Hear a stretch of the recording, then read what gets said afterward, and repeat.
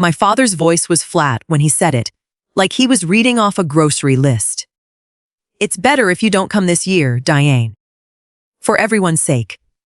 Then the line went dead, and I stood there in my kitchen with the phone still pressed to my ear, listening to a dial tone that felt louder than anything he'd actually said.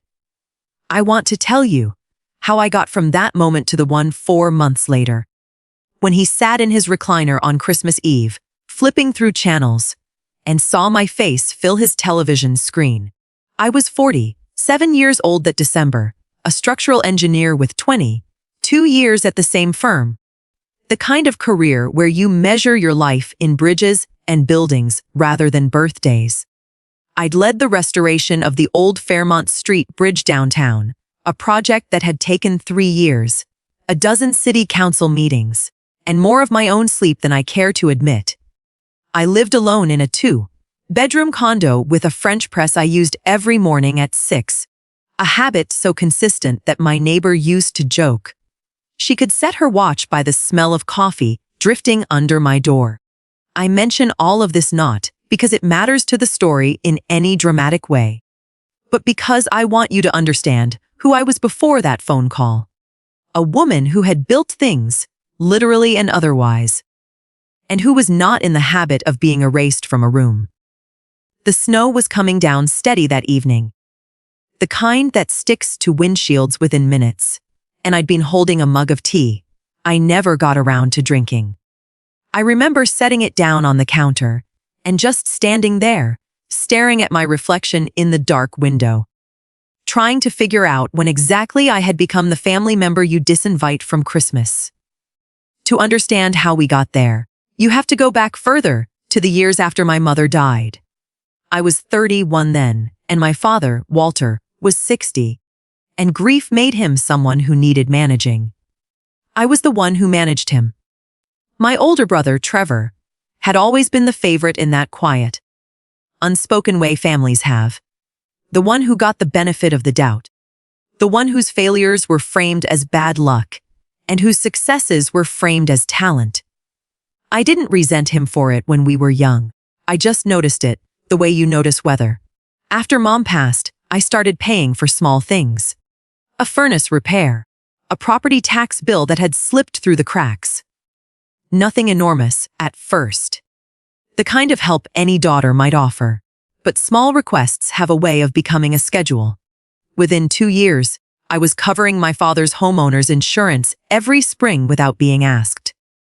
Within 5, I was the one who called the pharmacy to sort out his prescriptions, who drove 90 minutes each way for his cardiology appointments, who quietly wired money for a roof repair he told everyone else he'd paid for himself.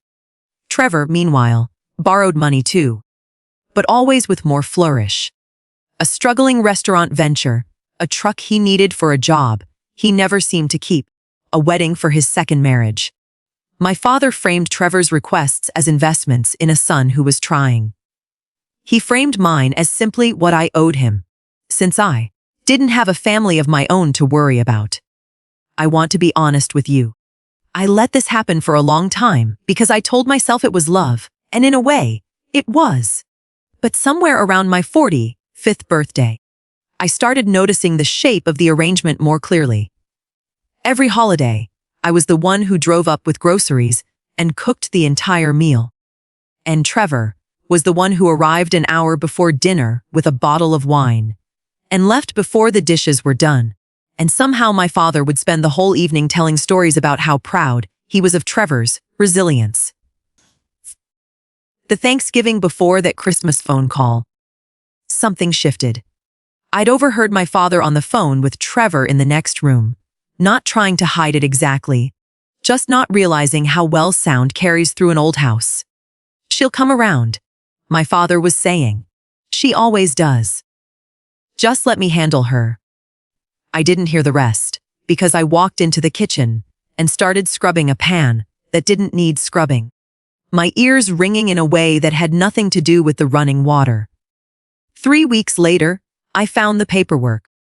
I wasn't looking for it. I was helping my father organize a filing cabinet he'd been meaning to clean out for a decade.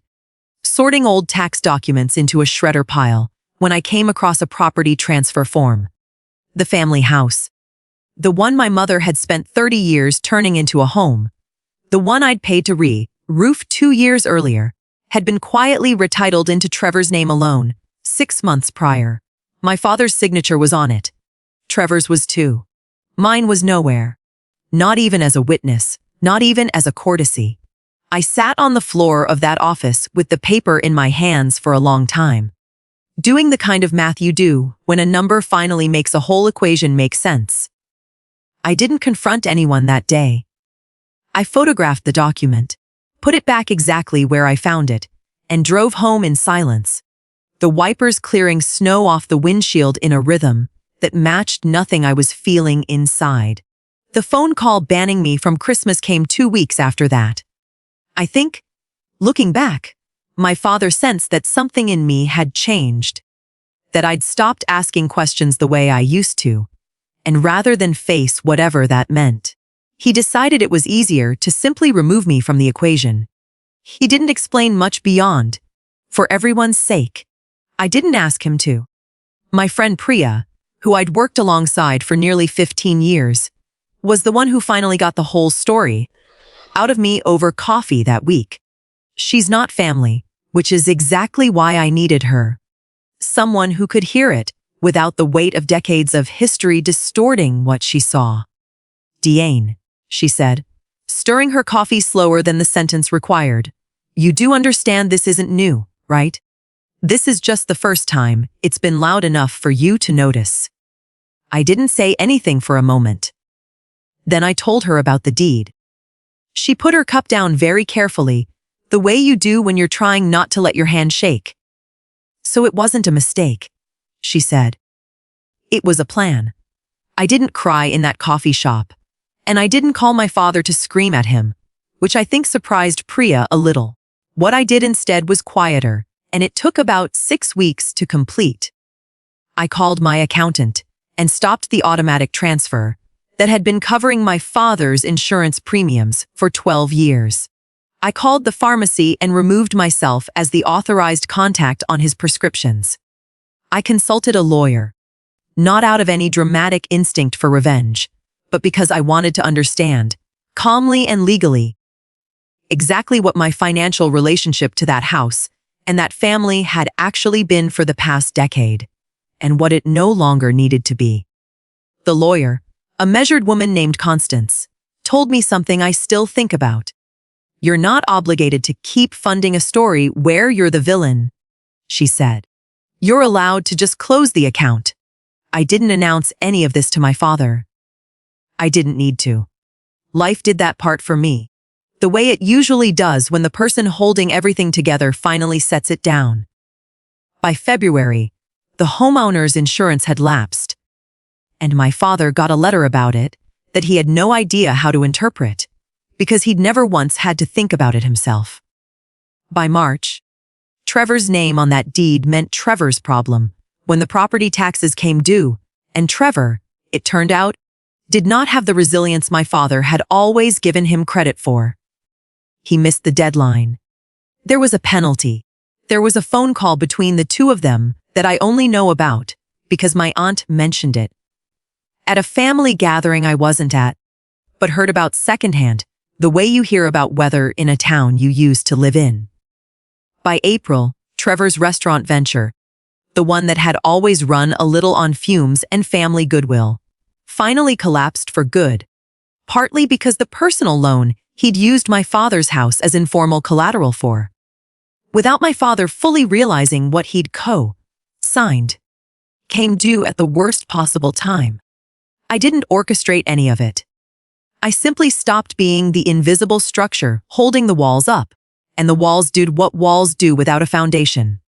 I heard, again secondhand, that my father called Trevor irresponsible for the first time in his life that spring, and that the word landed strangely in a house that had spent decades reserving that word exclusively for me.